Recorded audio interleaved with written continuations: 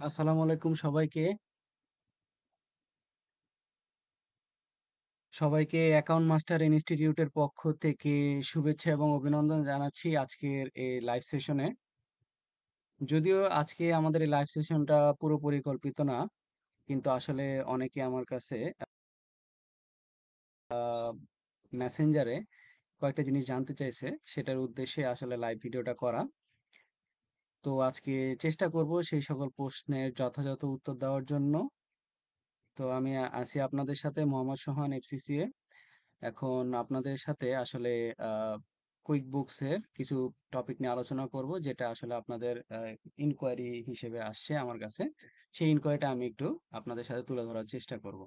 তো আমার কাছে বেসিক্যালি অনেকে জানতে চাইছে যে স্যার, আমাদের যে ইনটুইট কুইক বুকস অনলাইনে রিপোর্টিং সিস্টেমটা কেমন হয়, বা টালি, ইআরপি বা অন্যান্য যে সকল সফটওয়্যার যেগুলো আছে, সেই সকল সফটওয়্যারের মতো কি আমাদের এই রিপোর্টিং সিস্টেমগুলা, নাকি এর থেকে আরো বেশি ভালো?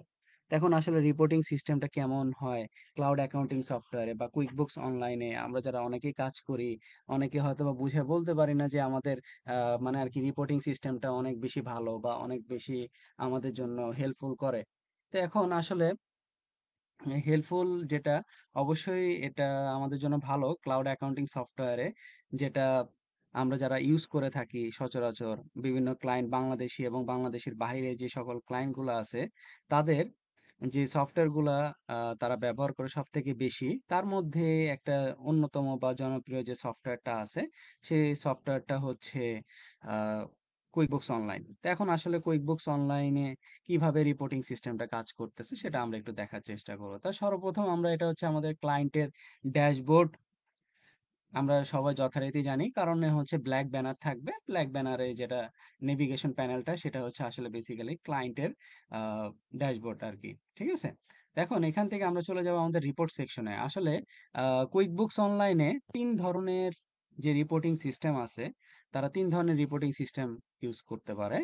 এখন আপনি চাইলে স্ট্যান্ডার্ড রিপোর্ট, যে রিপোর্টগুলা আসলে আপনার একেবারে ওয়েল অর্গানাইজড করা। আপনি যখন আপনার সফটওয়্যারে কোনো কিছু আপডেট করবেন, বা সফটওয়্যারে যখন কোনো কিছু কাজ করবেন, যেমন কোনো ইনভয়েস করা, কোনো পেমেন্ট রিসিভ করা, পেমেন্ট দেওয়া, তারপরে হচ্ছে এক্সপেন্স করা, বিল করা, ব্যাংক রিকনসিলিয়েশন করা, এনিথিং, তার উপর ভিত্তি করে সফটওয়্যার কিছু আপনাকে রিপোর্ট প্রদান করতেছে। তাই সেগুলোকে বলা হচ্ছে স্ট্যান্ডার্ড রিপোর্ট। That's it.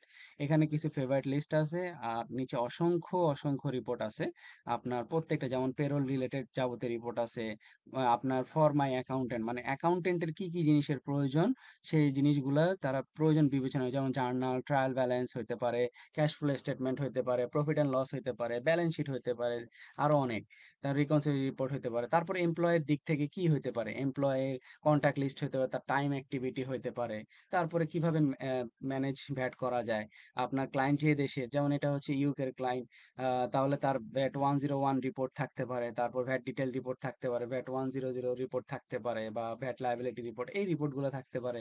তারপর এক্সপেন্স এবং সাপ্লাই রিলেটেড, মানে এক্সপেন্স পারচেজ, বিভিন্ন লোকেশন বা বিভিন্ন প্রোডাক্ট সার্ভিস অনুযায়ী হতে পারে, ক্লাস অনুযায়ী হতে পারে, অর্ডার অনুযায়ী হতে পারে, ট্রানজেকশন অনুযায়ী হতে পারে, বা আপনার সাপ্লায়ারের লিস্ট হতে পারে, বা সাপ্লায়ারের সাথে যে এক্সপেন্স করছেন সেগুলোর সামারিও হতে পারে। তারপরে হচ্ছে আহ এখানে আরো কিছু কথা বলা আছে, যেমন হোয়াট ইউ ও, মানে আপনার অ্যাকাউন্ট পেয়েবল রিলেটেড সাপ্লায়ারের যে ব্যালেন্স যেগুলো আছে সেগুলো নিয়ে কথা বলা আছে। তারপর সেলস এবং কাস্টমার নিয়ে কথা বলা আছে। তারপরে হচ্ছে আপনার বিজনেস ওভারভিউ নিয়েও অনেক কথা বলা আছে।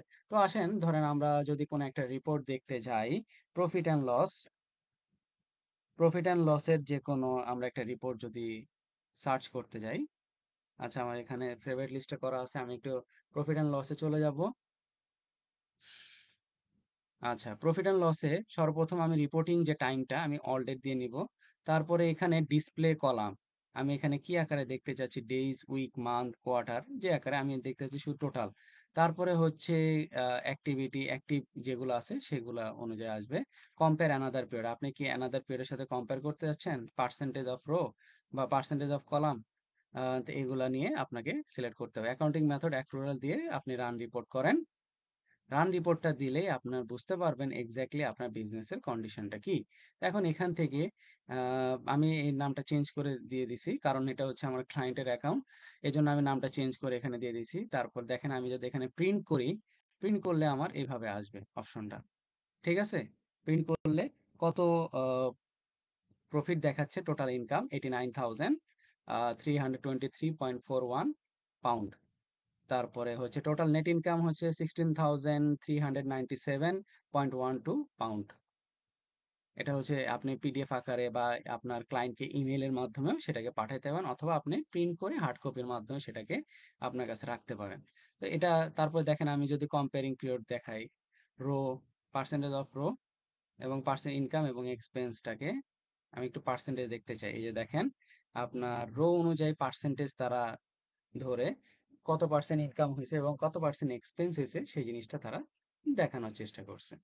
তো এটা গেল হচ্ছে আমার প্রফিট অ্যান্ড লস। তারপরে ধরেন আমি যদি আমার ব্যালেন্স শিটটা দেখতে চাই, আমার ব্যালেন্স শিটটা,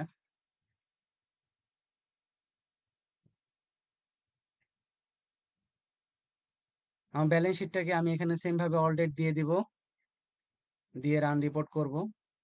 দেখেন অল ডেট এখন পর্যন্ত আমার কাছে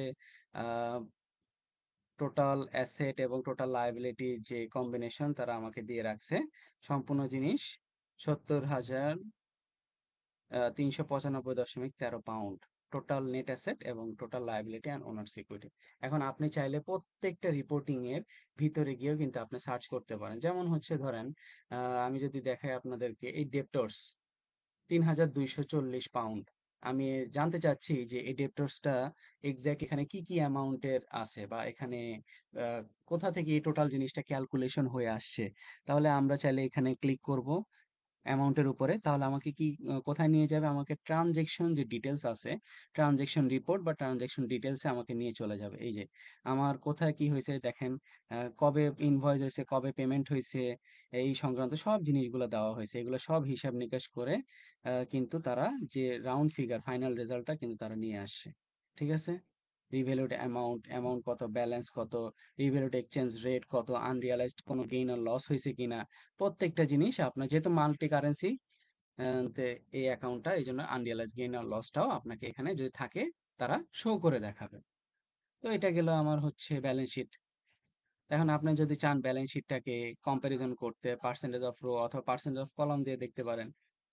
দেখেন আপনার কলাম অনুযায়ী কত পার্সেন্টেজ হইছে, সে পার্সেন্টেজ গুলো আপনাকে তারা শো করতেছে। ঠিক একইভাবে আপনি এখান থেকে চাইলে প্রিন্ট করেও প্রিন্ট পিডিএফ আকারেও ডাউনলোড করে নিতে পারবেন আপনার সুবিধার্থে, অথবা আপনি এক্সেলে বা সিএসভি তে যে দেখেন এক্সেল পিডিএফ অথবা ম্যানেজমেন্ট রিপোর্টে গিয়েও এটাকে অ্যাড করে নিতে পারেন। অনেক ধরনের ফ্যাসিলিটি আছে। তারপরে যদি আমরা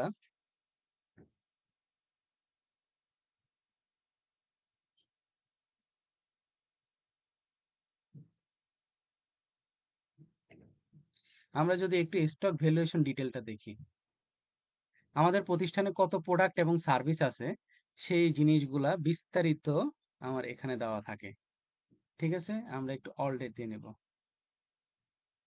অল ডেট দিয়ে নেওয়ার পরে দেখেন আপনার কোয়ান্টিটি অন হ্যান্ড কত আছে, অ্যাসেটের ভ্যালু কত আছে, আপনার ওই অ্যাসেটটা কতটুকু বা ওই স্টকটা আপনার কাছে কতটুকু আছে সেই জিনিসটা কিন্তু আপনার কাছে শো করতেছে।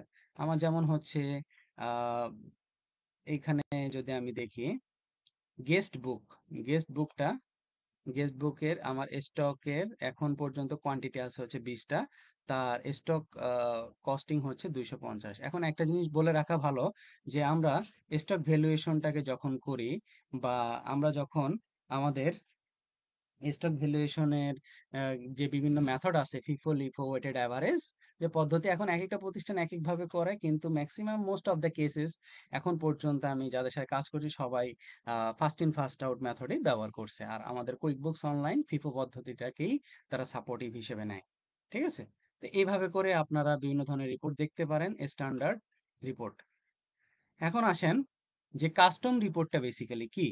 এখন কাস্টম রিপোর্টটা হচ্ছে আপনি আপনার মতো করে বিভিন্ন ধরনের রিপোর্ট রেডি করে নিতে পারেন। আপনার কি, কি রিপোর্টের প্রয়োজন সেই রিপোর্টগুলো আপনি এখানে ক্রিয়েট করে আপনি কাস্টম রিপোর্ট করে নিতে পারেন। তারপরে আসেন ম্যানেজমেন্ট রিপোর্ট। ম্যানেজমেন্ট রিপোর্টটা কি? ম্যানেজমেন্ট রিপোর্টটা হচ্ছে এইখানে আপনার প্রতিষ্ঠানের বিভিন্ন ধরনের ম্যানেজমেন্টের জন্য আ প্রয়োজন পড়তে পারে। যেমন আপনার কোম্পানির সেলস ওভারভিউ কেমন আছে? বা কোম্পানির এক্সপেন্স পারফরম্যান্স কেমন আছে? তাই না?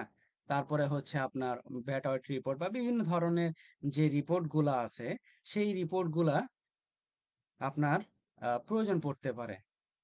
এখন এই প্রয়োজনের খাতিরে আপনাকে বিভিন্ন ধরনের ম্যানেজমেন্ট রিপোর্ট করতে পারে। আপনি মিড লেভেল বলেন বা অন্যান্য লেভেল বলেন না কেন, সেই লেভেল গুলাতে আপনাকে কি করতে হয়? বিভিন্ন ধরনের যে সাপোর্টিং আ যে ডকুমেন্ট গুলা দিতে হয়, সেগুলাকে আসলে আপনাকে প্রোভাইড করতে হয়। অনেক সময় আপনি ম্যানেজমেন্টের ঊর্ধ্বতন কর্মকর্তা হিসেবে।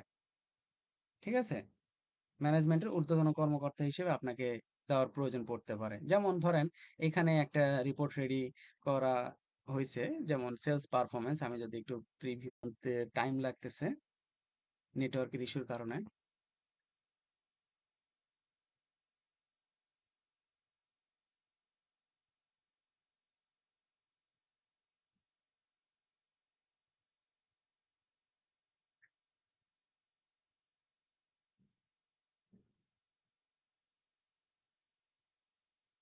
ওকে। আমরা ধরেন কোন একটা ব্যালেন্স শিটে গেলাম। এখান থেকে দেখেন এখান থেকে ৩ টা অপশন ছিল। Add export to Excel, PDF অথবা এড ম্যানেজমেন্ট রিপোর্ট। আপনি চাইলে এখান থেকে ম্যানেজমেন্ট রিপোর্ট দেখেন ক্রিয়েট নিউ ম্যানেজমেন্ট রিপোর্ট অথবা এড এক্সিস্টিং ম্যানেজমেন্ট রিপোর্ট। আপনি এড এক্সিস্টিং এর মধ্যে ধরেন সেলস পারফরম্যান্স এ আমি যদি এড করতে চাই, এখানে নাম দিব হচ্ছে মাই ব্যালেন্স শিট দিয়ে আমি এড করে দিলাম। কোথায়? সেলস পারফরম্যান্স এ গিয়ে। এখন আমি এই যে দেখেন মাই ব্যালেন্স শিটটা আমি কি সেলস পারফরম্যান্স এর যে রিপোর্টটা আছে সেটার মধ্যে আমি দেখতে পারতেছি। ধরেন প্রিভিউ রিপোর্টটা যদি আমি দেখার চেষ্টা করি, এই যে ম্যানেজমেন্ট রিপোর্ট ৩১ ডিসেম্বর ২০২৫ পর্যন্ত। এটা কবে তৈরি করা হয়েছে? ২৭ এপ্রিল ২০২৫। এখন ম্যানেজমেন্ট ইউজের জন্য প্রফিট অ্যান্ড লসের আমি একটা স্টেটমেন্ট দেখাইছি, account receivable, aging details, sales by customer summary, balance sheet. আমি এই জিনিসগুলাকে রিপোর্টগুলাকে তুলে আনছি। কারণ আমার যখন ম্যানেজমেন্টের বিভিন্ন ধরনের রিপোর্টগুলা দিতে হবে, তখন রিপোর্টগুলাকে নিয়েই কিন্তু আমার ডিসকাশনে বসতে হবে। ঠিক আছে? ম্যানেজমেন্টে যারা ঊর্ধ্বতন কর্তৃপক্ষ আছে। তো তাদের জন্য আসলে বেসিক্যালি এই ধরনের রিপোর্ট রেডি করা, যাতে করে তারা তাদের যে ডিসিশন মেকিংটা সেটা যাতে অনেক বেশি ফ্রুটফুল হয় এবং অনেক বেশি যাতে স্মুথ বা এবং ইফেক্টিভ হয়, সেটা যারা করতে পারে, এইজন্য আসলে এই ম্যানেজমেন্ট রিপোর্টগুলা তৈরি করা হয়। এখন আপনি চাইলে এখান থেকে আ সেভ অ্যাজ পিডিএফ আকারেও ডাউনলোড করে নিতে পারেন অথবা প্রিন্ট আকারে আপনি হার্ড কপি প্রিন্ট করে নিতে পারেন। তো এইভাবে করে আসলে আমরা ম্যানেজমেন্ট রিপোর্টগুলো রেডি করতে পারি। এই যে দেখেন মাই ব্যালেন্স শিটে একটা নতুন করে ম্যানেজমেন্ট রিপোর্ট চলে আসছে। এভাবে করে আপনারা আপনাদের প্রতিষ্ঠানের ৩ ধরনের যে রিপোর্টিং মেথড আছে, একটা স্ট্যান্ডার্ড রিপোর্ট আপনি যে কাজগুলা করে আসছেন এই সফটওয়্যারে, সে প্রত্যেকটার উপর ভিত্তি করে ক্লাউড অ্যাকাউন্টিং সফটওয়্যার আপনাকে রিপোর্ট প্রদান করতেছে। তাদেরকে বলা হবে স্ট্যান্ডার্ড রিপোর্ট। কাস্টম রিপোর্ট হচ্ছে যদি আপনি কোনো রিপোর্ট নিজের মতো করে তৈরি করে নিতে চান। যেমন হচ্ছে কোনো কম্প্যারিজনের জন্য হইতে পারে বা কোনো হইতে পারে যে আমার পারফরম্যান্স এর উপর ভিত্তি করে আমি কোথাও কারো সাথে কম্প্যারিজন করতেছি। সেই জিনিসগুলো রিপোর্টের জন্য আসলে কাস্টম রিপোর্ট ব্যবহার করা হয়। আর লাস্টে হচ্ছে ম্যানেজমেন্ট রিপোর্ট। আপনার প্রতিষ্ঠানের যে বিভিন্ন ধরনের লেভেল আছে, আপার লেভেল, লোয়ার লেভেল এবং মিড লেভেল যারা ম্যানেজমেন্ট আছে, তাদের জন্য আসলে আপনার বিভিন্ন ধরনের রিপোর্ট প্রয়োজন পড়ে ডিসিশন মেকিং এর জন্য। সেই রিপোর্ট গুলাকে বলা হইতেছে ম্যানেজমেন্ট রিপোর্ট। তো আশা করি আপনারা যারা রিপোর্টিং নিয়ে প্রবলেম, যে ক্লাউড অ্যাকাউন্টিং সফটওয়্যার রিপোর্টিং গুলা কেমন দেখা যায় বা আমাদের অন্যান্য সফটওয়্যারের মতো এত স্মুথ আছে কিনা, সেই জিনিসটার প্রশ্ন আমি আপনাদের সামনে তুলে ধরার চেষ্টা করছি। তো ইনশাআল্লাহ সবাই ভালো থাকেন। ইনশাআল্লাহ আবার যদি আপনাদের আরো কোনো কোয়েশ্চেনস থাকে কোনো বিষয় নিয়ে, আমাকে মেসেজ করতে পারেন। আমি চেষ্টা করব সেই জিনিসগুলো আপনাদেরকে আ তুলে ধরার জন্য। তো আশা করি সবাই ভালো থাকেন, সুস্থ থাকেন। সবাইকে ধন্যবাদ। আসসালামু আলাইকুম।